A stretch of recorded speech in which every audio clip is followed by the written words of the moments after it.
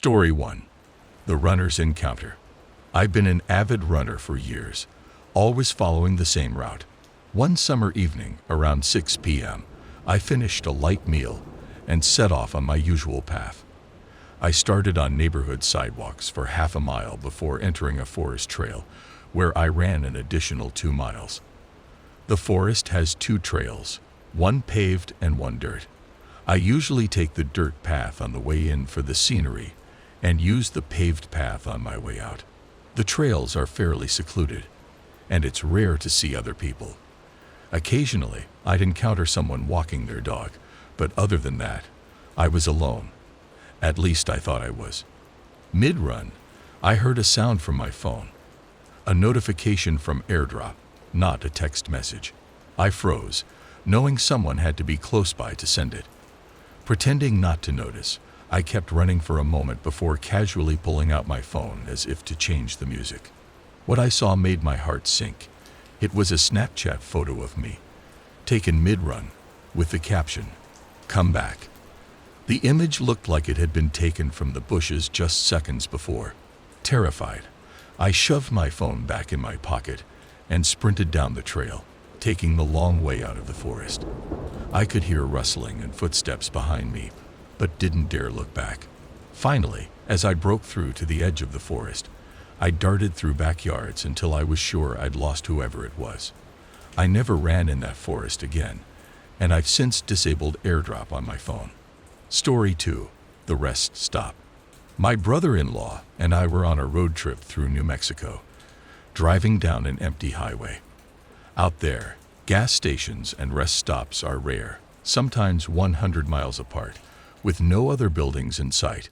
We took turns driving through the night and would usually stop at a rest area to sleep around 1 or 2 a.m. It was past midnight when we finally saw a rest stop. We pulled off and parked near the doors. There was only one other car in the lot, parked near the entrance. We got out, intending to use the restroom, but when we tried the double doors, they were locked. The lights were on inside, and there were no signs indicating it was closed. I pressed my hands against the glass to peer inside, and that's when I noticed something that made my stomach drop. A large streak of fresh blood smeared on a door in the back. I quickly pointed it out to my brother-in-law, and we both backed away. As we got to the car, I took a closer look at the other vehicle. It had no plates, multiple dents, and an empty gun rack in the back window. We pulled out of the parking lot, and as we were leaving, I saw the door to the rest stop slowly open. No one came out though. We sped away before we could see. It was hours before we had service to call the police. When we finally reached the sheriff's department, they assured us they'd look into it.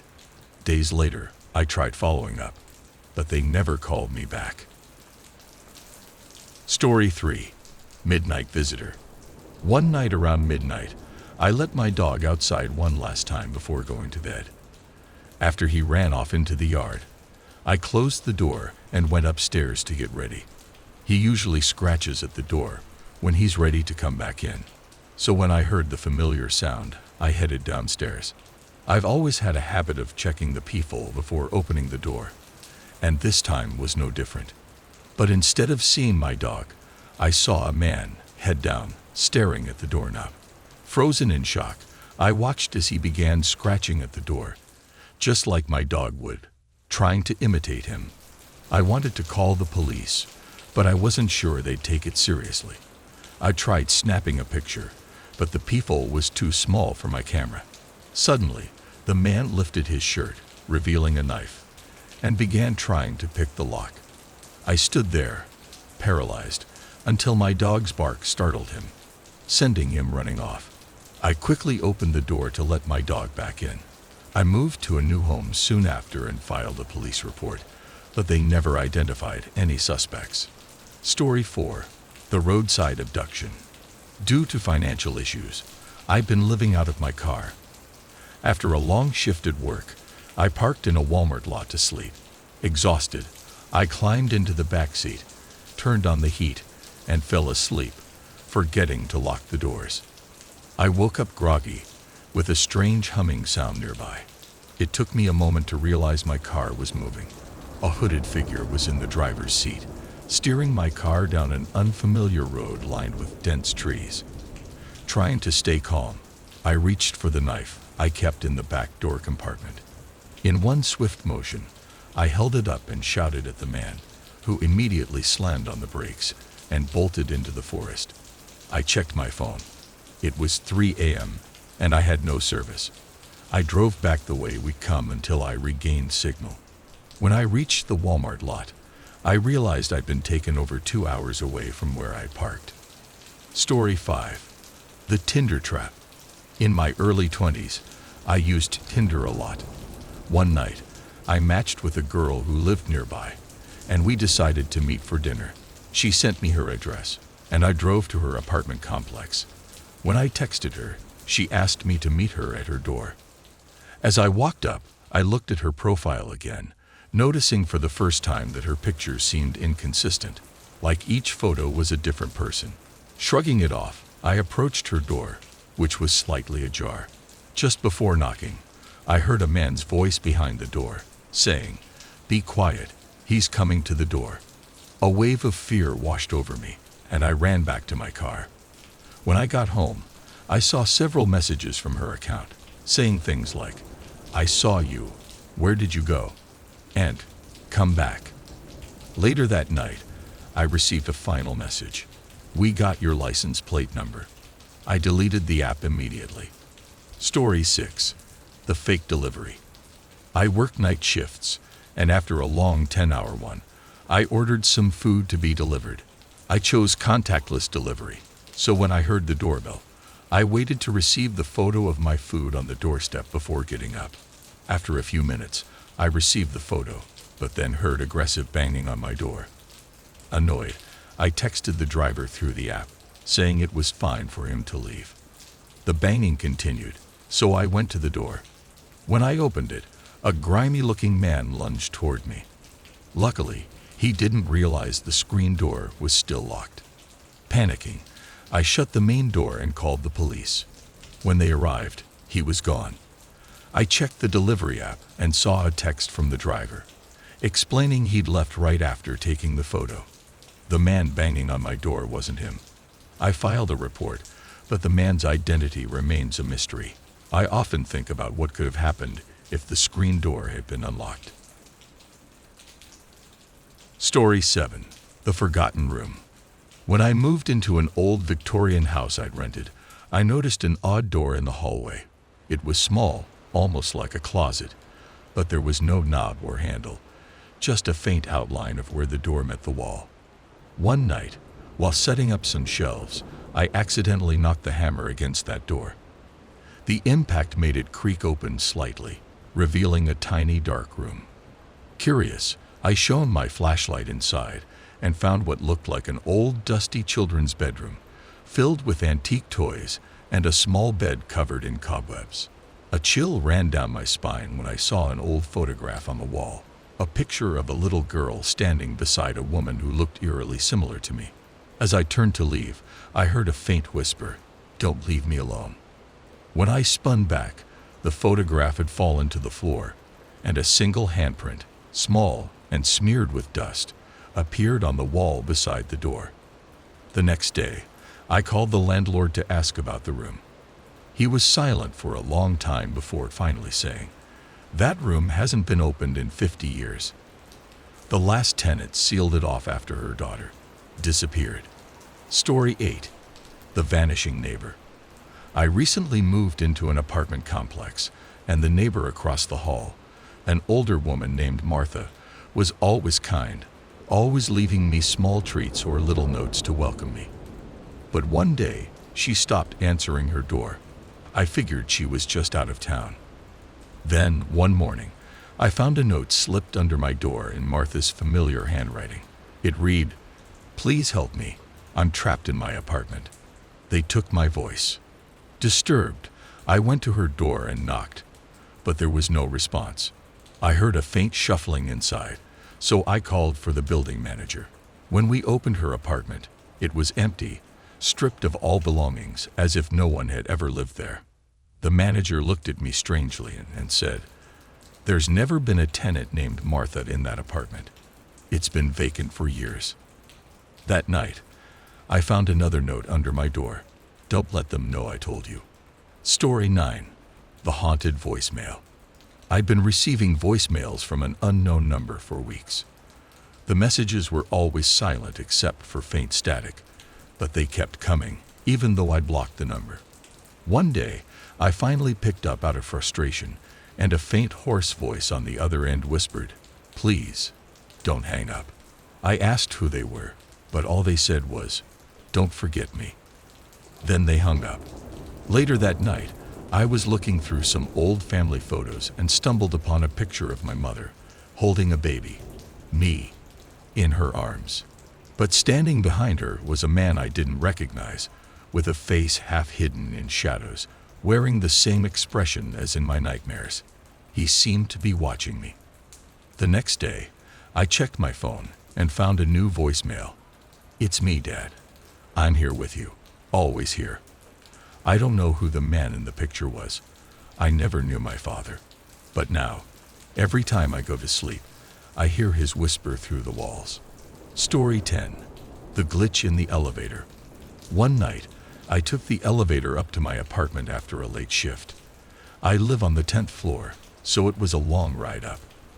As the doors began to close, a hand reached in, and a stranger stepped inside. He looked familiar, like a twisted version of someone I used to know, with hollow eyes and an odd, unsettling grin. As we rode up in silence, the elevator lights flickered, and the floors began to flash by faster and faster. Suddenly, the display showed a floor I didn't recognize. 13. Confused, I reached for the buttons, but nothing responded. The stranger looked at me with a grin and whispered, "This is your stop." The elevator doors opened to a dark, empty hallway. Just as I turned to look back, the doors shut, and the elevator sped back down. When I got out on my floor, my phone buzzed with a notification. It was a photograph of me, staring wide-eyed as the elevator doors opened, with the timestamp from a few moments ago, on the 13th floor. Story 11. The Mysterious Journal. I found an old leather-bound journal while cleaning out the attic of the house I'd just moved into. Curious, I started reading it, and realized it was a diary written by a man who'd once lived here. Each entry was filled with disturbing notes about someone watching him, hiding in shadows, lurking behind closed doors. The last entry read, "If you're reading this, it's too late for you." I laughed it off, assuming it was someone's idea of a joke. But as I continued exploring the house, I started to hear strange noises. Footsteps when I was alone, doors creaking open by themselves. One night, I opened the journal again to see if there were more clues. To my horror, new entries had been added, detailing every place I'd been, every room I'd walked through, and even what I had for breakfast. The last line was scribbled in frantic handwriting. "I'm coming for you. I'll be there tonight." Story 12. The Locked Drawer. I rented a small room while traveling for work and noticed a locked drawer in the desk. I asked the landlord about it, and she said it was best to leave that drawer alone. Naturally, my curiosity got the best of me. Late one night, I picked the lock and found an old, dust-covered diary. As I flipped through the pages, I realized it chronicled the life of someone with my exact name and birthday. The final entry read, "If you're reading this, it means he's found you.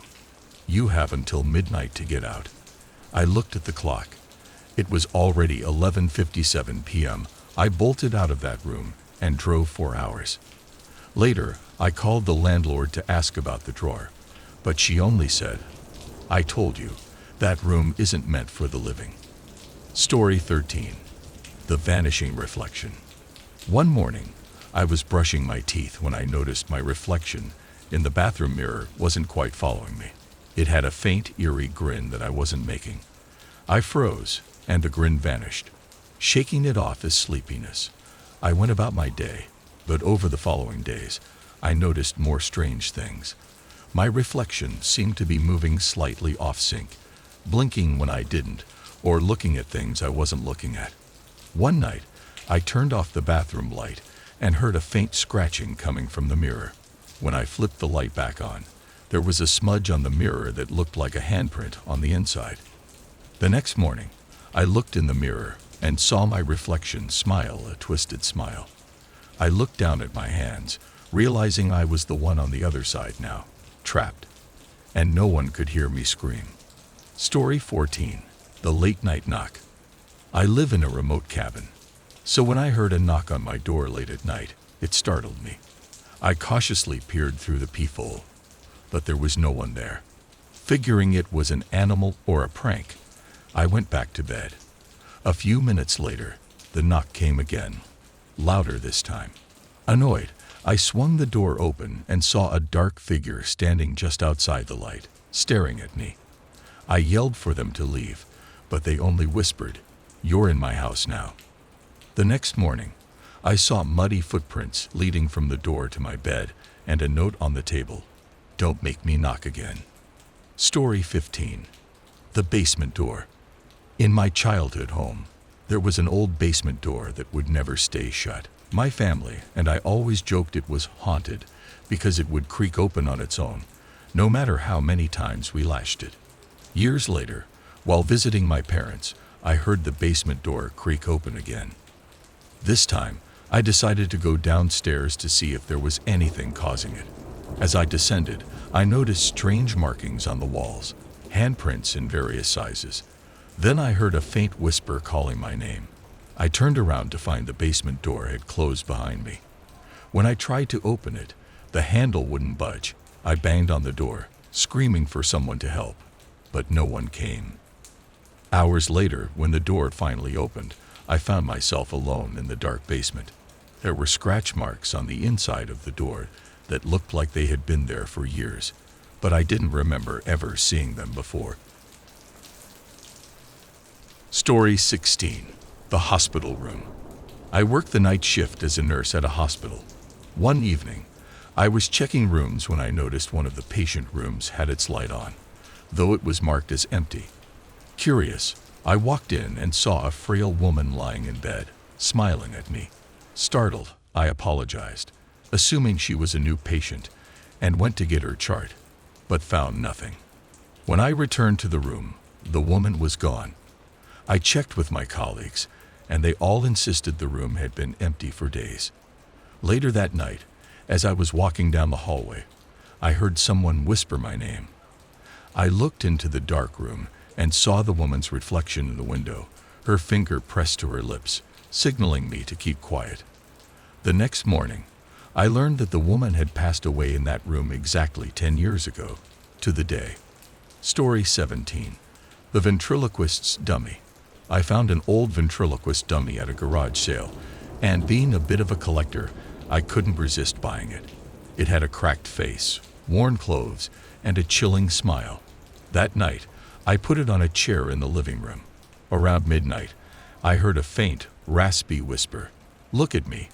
I bolted upright, turning on the lights, and saw the dummy's head turned, facing me, though I was sure I'd left it facing the wall. Every night for the next week, I'd find it in different places, even though I hadn't touched it. Then, one morning, I woke up with the dummy lying beside me in bed. Its cracked smile seemed wider, and its hand was on my shoulder. I threw it out that day, but when I got home from work, it was sitting on my doorstep, waiting. Story 18. The Chillin' Autograph. I attended a horror convention and managed to meet one of my favorite actors from an old horror film. As he signed my photo, he glanced up at me with a strange intensity and whispered, "Watch out for me." I laughed it off as a joke, but he didn't smile back. I thought nothing of it until that night, when I got home and saw the signed photo on my wall. I noticed that his eyes seemed to be looking straight at me, no matter where I stood in the room. Over the next few days, his expression seemed to change, his smile becoming wider, almost menacing. One night, I woke up to the sound of my name being whispered. I looked over, and the photo was lying on my pillow. Underneath, he'd scrawled, "You can't hide forever." Story 19. The Late Night Bus. One night, I caught the last bus home and was surprised to see only one other passenger on board, a man sitting at the very back, staring straight ahead. I took a seat near the front, but out of curiosity, I glanced back at him. He was still staring, but now his eyes were fixed on me.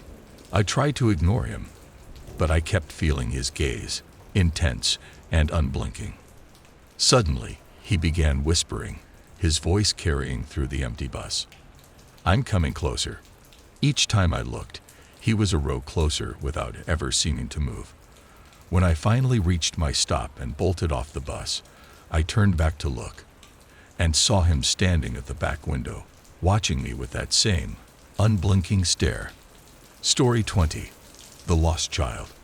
While hiking in a dense forest, I heard a child's voice calling for help. I followed the voice, calling out and searching, but I couldn't find anyone. The voice led me deeper and deeper into the woods until I realized I was completely lost. Just as panic set in, I heard the voice again, right behind me, whispering, "Help me." I turned around, expecting to find a lost child, but there was nothing. Suddenly, I felt a tug on my jacket and looked down to see a small handprint in the mud. When I looked back up, I was surrounded by handprints pressed into the trees, circling me. I ran, and after what felt like hours, I finally found my way out of the forest. Back at the trailhead, I saw a missing persons poster for a child who had disappeared in those woods years ago. The last person who saw him claimed he'd been calling for help, just like I'd heard.